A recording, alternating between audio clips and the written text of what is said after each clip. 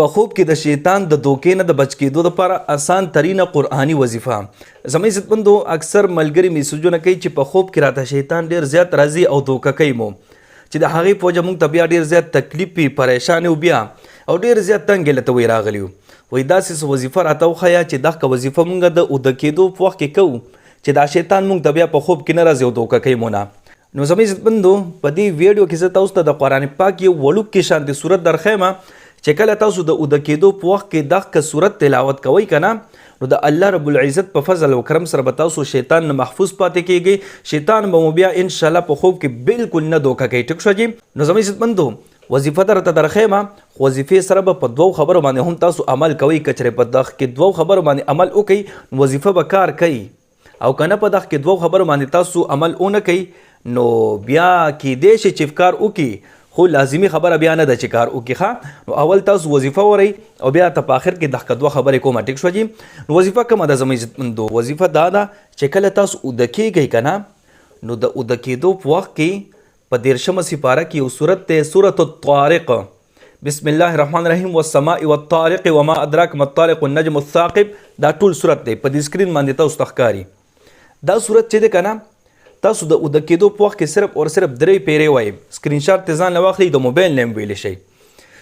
نو دا صورت چې تاسو د اوده کېدو په وخت کې 3 پیرې وایي که نه، نو انشاءالله د الله رب العزت په فضل او کرم سره به تاسو شیطان د وسوسو نه او د شیطان د دوکې نه محفوظ پاتې کیږئ. صحیح شوه جي. ښه دا خو شوه وظیفه. دا صورت په تاسو د اوده کېدو په وخت کې 3 پیرې وایي.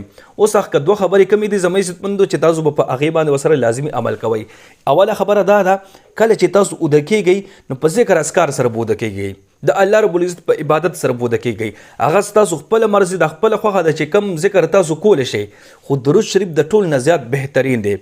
درود شریف وایي چې تر کومه پورې اوده شوي نه یې تر هغې پورې درود شریف تاسو وایي. یو خبره دا شوه. دویمه خبره کله چې تاسو اوده کیږئ نو د اوده کېدو نه مخکې به په موبایل کې فضول شیزونه نه ګورئ. که هغه ګانې بجانې وي، که هغه فلمونه وي، که هغه ډرامې وي، او که هغه نور څه ګن بلا وي چې کوم د ګناه شیزونه دي که نه، اوده کېدو په وخت کې به تاسو دغه شیزونه نه ګورئ. په اسان الفاظو کې بدنظري به تاسو نه کوئ، نظر به غلط نه استعمالوئ. دا عموما چې شیطان خلکو له په خوب کې راځي او دوکه کوي، ټول نه زیاته غټه وجه بدنظري ده زموږ عزتمندو. انسان بدنظري وکړي بس هغه وته بیا شیطان راشي او شیطان بیا دوکه کوي. چې کله انسان نظر صحیح استعمالي که نه، نو شیطان څه شیطان هغه پلار م که راشي که نه، تاسو بیا نشي دوکه کولی. نو زموږ عزتمندو چې کله تاسو اوده کیږئ که نه، نظر به غلط نه استعمالوئ، په موبایل کې به فضول شیزونه نه ګورئ. نو دا دوه خبرې دي زموږ عزتمندو. یو په ذکر اذکار سره اوده کیږئ، موبایل کې ګن بلا مه ګورئ، فضول شیزونه مه ګورئ، ګانې بجانې فلمونه ډرامې هر څه مه ګورئ. او دغه صورت چې مې درته وښولو سورة الطارق، دا صورت تاسو 3 پیرې وایي.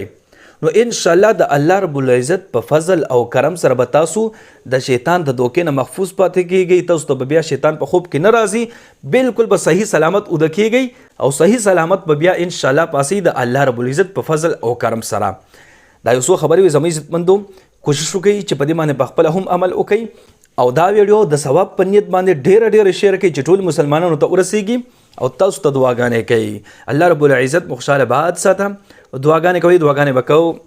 الله په امان.